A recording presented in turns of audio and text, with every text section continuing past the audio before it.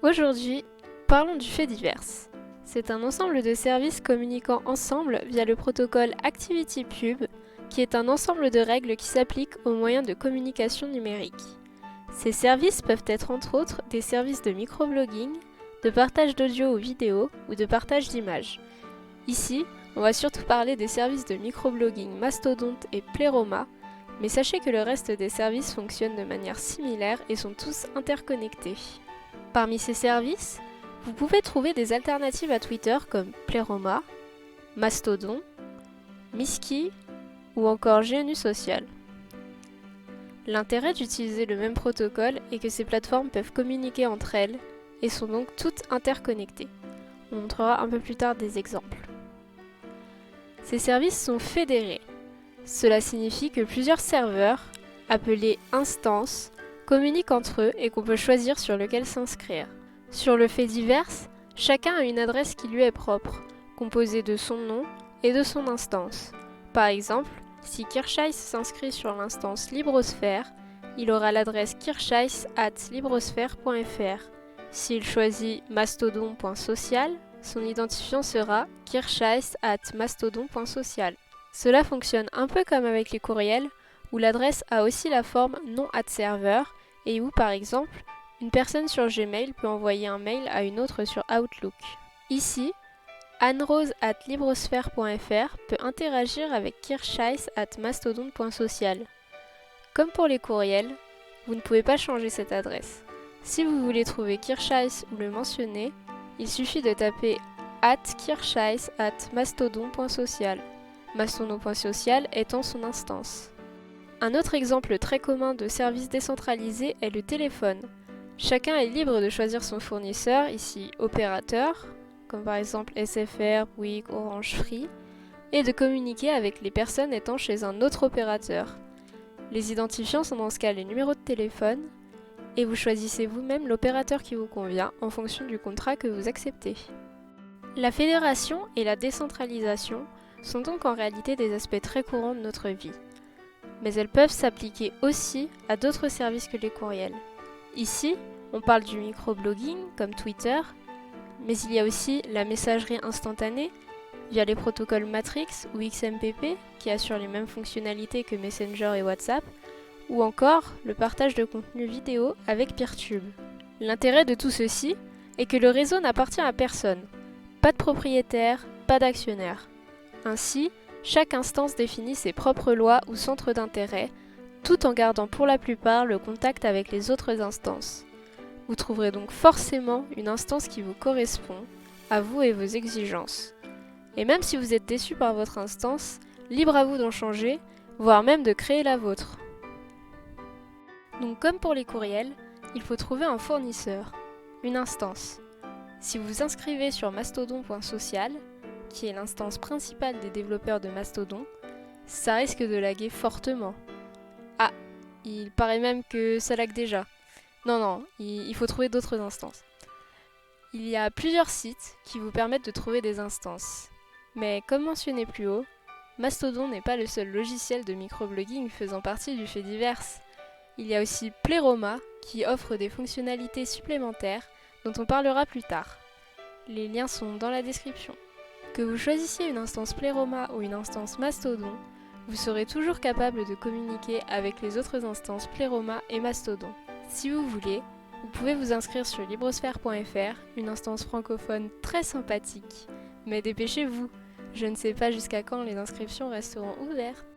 Attention tout de même, lorsque vous choisissez une instance, regardez bien ses conditions d'utilisation et ses règles de modération, afin d'en trouver une qui vous corresponde vraiment.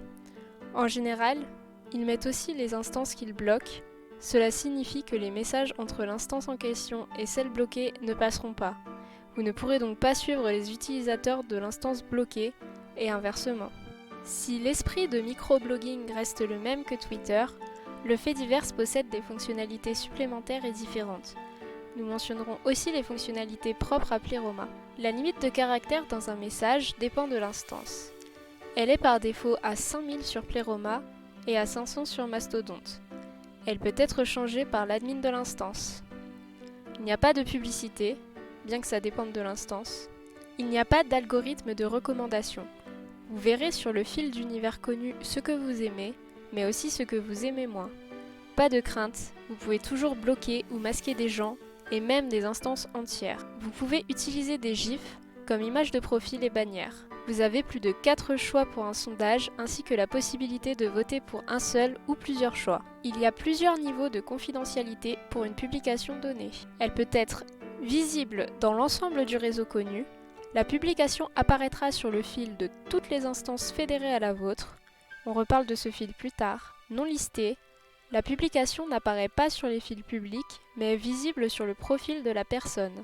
Abonné seulement pour les abonnés. Direct, seule la personne mentionnée pourra voir le message. C'est en quelque sorte les MP, même si Pleroma dispose d'un chat. Attention cependant, ces paramètres ne sont en quelque sorte qu'une convention. Il n'y a aucune garantie technique pour la respecter. Ainsi, rien n'empêche une instance malveillante d'avoir accès et publier ces messages avec une autre confidentialité. Gardez bien en tête que ce réseau social est public et toutes vos interactions dessus le sont potentiellement. Parmi les fonctionnalités propres à Pleroma, on trouve des emojis personnalisés et des réactions par emoji aux messages, ainsi que de la mise en page en Markdown, qui est la syntaxe utilisée par Discord notamment.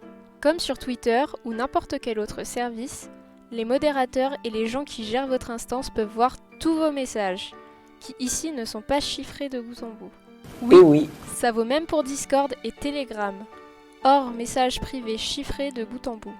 Je vous invite à utiliser Signal, Matrix ou XMPP pour pouvoir envoyer des messages sans être potentiellement lus par les modérateurs. Le client par défaut de Pleroma est Pleroma FE.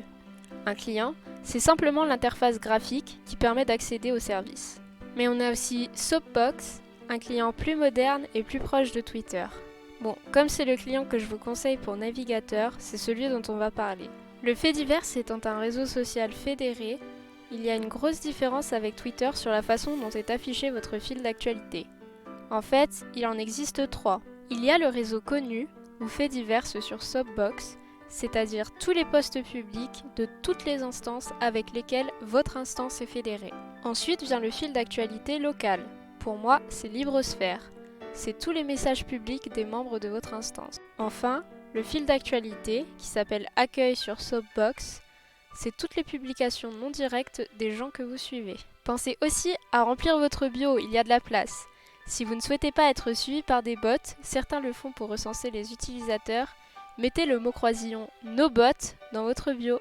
Si vous voyez une publication via le lien d'une autre instance que la vôtre et que vous voulez la commenter ou la partager, il suffit d'entrer ce lien dans la fonction de recherche de votre instance et voilà. Par exemple, avec cette publication de sorcière, en collant le lien dans la recherche de librosphère.fr, vous tombez sur la version librosphère de la publication et vous pouvez la commenter. Comme Fedi utilise un protocole commun pour des services différents, on peut, avec son compte Pleroma, s'abonner à un compte Peertube, l'alternative fédérée à YouTube. Ainsi, pour une vidéo donnée, on peut la commenter depuis Pleroma ou Mastodon, et ses commentaires apparaîtront sur Peertube aussi. Au sujet des applications pour ordiphone, le principe reste le même. Je n'ai pas testé les applications pour iPhone, mais en revanche, sur Android, je recommande Husky et Fedilab, même si le second est payant sur le Play Store. Vous pouvez cependant l'obtenir gratuitement en suivant les liens dans la description. Pour vous connecter à votre compte sur les applications, il suffit de rentrer son adresse qui a la forme nom@serveur, donc par exemple kirscheiss@librosphère.fr et son mot de passe. Bon à plus!